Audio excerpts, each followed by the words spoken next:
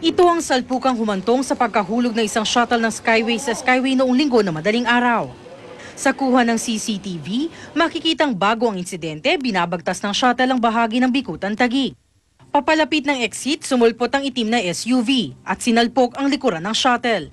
Nawala ng kontrol ang dalawang sasakyan. Nagpagewang-gewang hanggang sa nahulog ang shuttle. Sa pagsisiyasat ng Skyway Traffic and Security Management, nakaidlip daw ang driver ng SUV na si Rox John Erese. Ang driver na lang ang sakay ng nahulog na shuttle, naihatid na kasi ang mga sakay nitong teller sa mga toll plaza. Ligtas naman ng driver maliban sa ilang natamong sugat. Pinag-aaralan pa ng Skyway kung anong kaso ang isasampa nila sa driver ng SUV.